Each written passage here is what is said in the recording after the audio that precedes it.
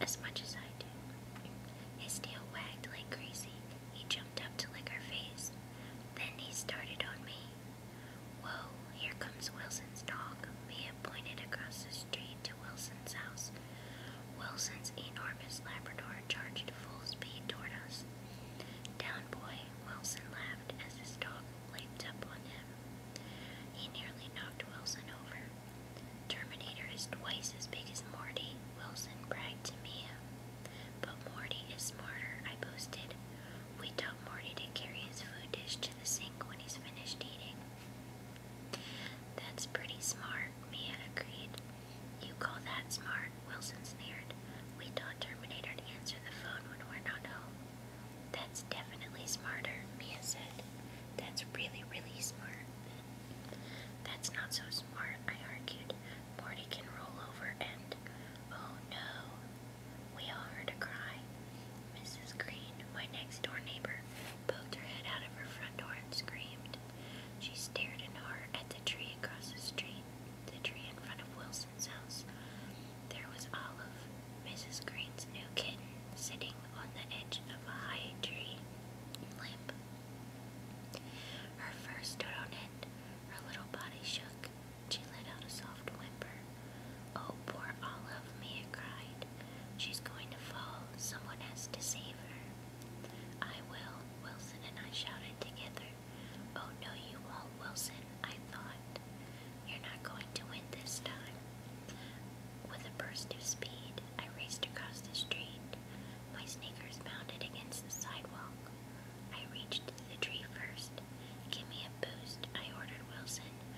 Before he could argue, I wrapped my arms around the tree trunk and raised my foot. Wilson gave me a boost. I inched my way up the trunk. I gazed out over the hilltops.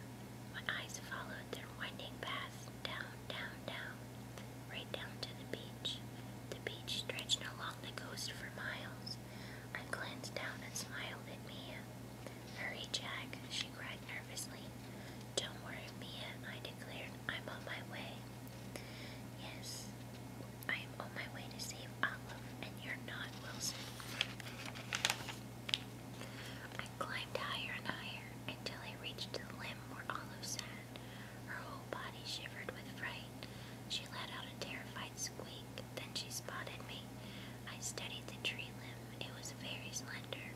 I didn't know if it would hold my weight. What are you waiting for, Jackie? Wilson shook the tree trunk. I'll come up there and get her if you're afraid. No way, Wilson. I climbed out on the limb very slowly. Olive whimpered and I stopped. I crawled out some more, and Olive inched away from me. I stopped again. Olive stared into my eyes, then she shifted her front paws to jump. Down below, I could hear Mrs. Green and Mia gasp. No, Olive, I begged softly. Stay. I moved a little closer, close enough to grab her now.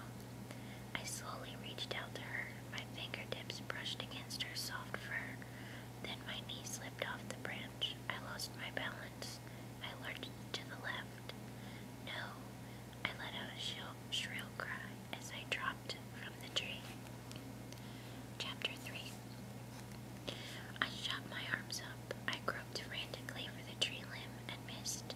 My stomach flopped as I plunged down, down. I closed my eyes tight, ready to smack down on the hard ground. Something soft broke my fall. Gotcha, Jackie. Wilson caught me in his arms. He held me like a baby. Great, just great. I heard clapping, Mia clapping. Then Wilson dropped me on the pavement. I hit my head on the cement with a thud. Are you okay? Mia's voice sounded far away.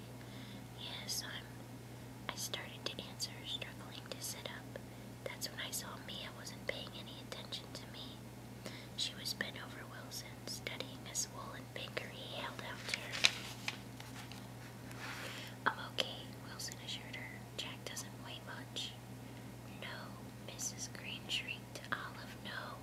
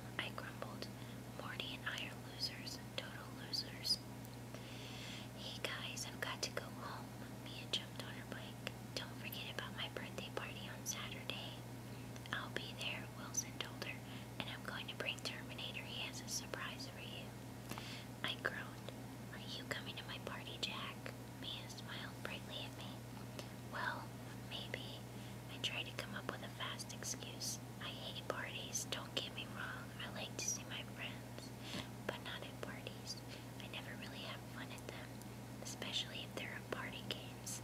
I hate to play party games, especially if Wilson is there. I, may have to go somewhere with my parents. I lied. I think I promised I'd go with them, and then I promised my dad I'd help clean out the basement.